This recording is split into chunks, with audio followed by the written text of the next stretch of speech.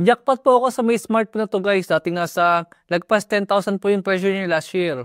Pero ngayon po, nakuha ko na lang po siya ng less than 6,000. Nag-sale po siya nung nakaraan sa may TikTok kaya naman napabili po ako agad para po ma-share sa inyo na minsan po mag-check din po kayo sa mga smartphone po ni Infinix. Nagbebenta rin po sila ng mga lumang smartphone na dati po mahal yung presyo. Pero ngayon nga po, bagsak presyo na. First time po ako makabili ng refurbished po na Infinix na smartphone at nagulat po ako. Okay pa rin po yung appearance niya. Makinis pa rin po at napakaganda pa rin. To be honest, mas gusto ko po yung design ng Infinix Note 40 Pro compare nga po sa may Infinix Note 50. Dahil mas unique po yung kanyang design at mas maganda po yung forma ng camera module. Saka maganda rin po yung combination ng design niya. Naka-curved display nga po siya sa may harap saka po sa may likod. Grabe, napakaganda pa rin po ng smartphone na to. Para po sa may 6,000 na pagkakabili ko sa kanya. Actually guys, kasama po ang Infinix Note 40 Pro sa overpriced smartphone po ng 2024. Dahil nga po napakaganda ng kanyang overall na specs. Pero lagapak naman po yung kanyang processor na meron G99 lang po. Masyado pong malagis ang isang smartphone na meron G99 lang po na processor. Kung lalagpas na nga po sa may 10,000 na presyo.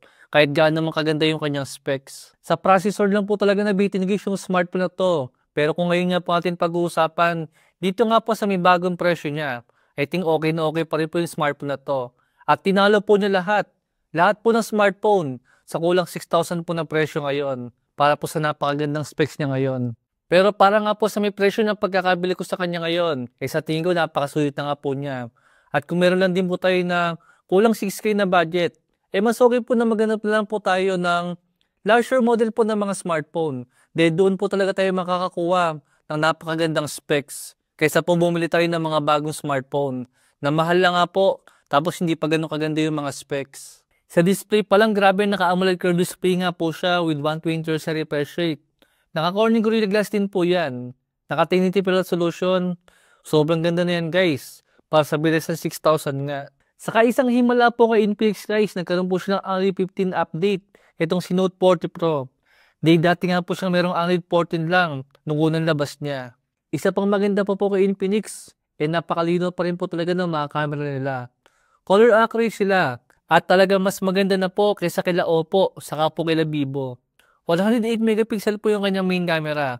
Saka po dalawang 2 megapixel na macro lens at depth sensor. Tapos 32 megapixel po na front selfie camera. Kaya kung sakali po guys na gusto nyo rin po ng magandang camera at gusto nyo po ng Infinix, hindi po kayo mabibigo sa mga smartphone nila. Talaga magaganda na po yung mga camera ng mga Infinix sa mga smartphone ngayon. Naka 5,000 mAh battery nga po siya. Tapos meron po siyang 70 watts na charger. At supported pa nga po siya ng wireless charging. Siyempre hindi rin po mawawala yung bypass charging kung sakali maglalaro nga po kayo ng Mobile Legends ng ilang oras sa kanya.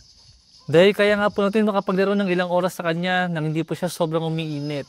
Dahil lumambot lang po siya ng 38 degrees Celsius yung temperature. Malamig na po yan guys. Pero dito nga po sa may gameplay natin, sobrang smooth pa rin po siya sa mayroon 90 FPS sa gameplay. Naka dual speaker din po yan. At UFS 2.2 na storage type.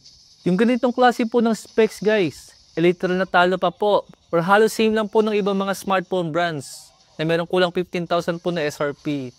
Tulad nila Vivo V60 Lite, Honor X8C, at ibang mga smartphone po ni Oppo sa may less than 15,000 nga po na presyo. Maganda na rin po ito pang Call of Duty Mobile, kaso mababa nga lang po yung kanyang graphics, compare nga po sa ibang smartphone ngayon. Pero para sa may 6,000 nga po na presyo niya, wala na po tayong magagawa dyan. Kaysa naman G81 o Unisoc na processor po yung mabili natin. Hindi rin po siya masyadong uminit sa may Call of Duty Mobile, dahil umabot nga lang po siya ng 39 degrees Celsius sa may 60 FPS na gameplay. Hindi na masama yan para sa isang G99 na processor. Dahil kahit nga po sa may Battle Royale, kaya rin po yun makapaglaro ng smooth. Wag lang po talaga tayo magkatry na medyo mabigat na game sa kanya. Dahil dyan nga po mahihirapan ang G99. Tulad nga po dito sa may solo leveling, hindi naman siya sobrang uminit. Pero sobrang lag naman po ng gameplay natin. Perfect lang po talaga ang G99 or G200 kung pang casual use lang po natin gagamitin. Pero para po tawagin na gaming phone, wala guys, masyado mahina to. Sa may Mobile Legends lang naman po siya okay. Pero sa may ibang games, dun po natin makikita na talagang hindi naman po kalakasan ng G100 na processor. Ang main point lang po ng review ko guys, di hamak po na mas okay pa rin po tayong bumili ng mga lumang smartphone compare po sa mga bagong labas ngayon. Lalo't lalo nga po kung medyo bitin yung budget natin. Kumbaga kung nasa 6,000 po yung budget natin, okay po guys na bumili ng Hot 60 Pro. Pero kung sakali nga po na mas mababa doon, makakakuha rin po tayo ng ibang smartphone na mas maganda ngayon, na dating mahal, pero napakamura na nga po ng presyo ngayon. Tulad po nitong Cineplex Note 40 Pro, na dating bitin po yung specs, pero dahil nga po mura na yung kanyang presyo ngayon, napakasolid na po niya kayong bilhin. Yun lang po guys, mabilis sa video natin. Thanks for watching.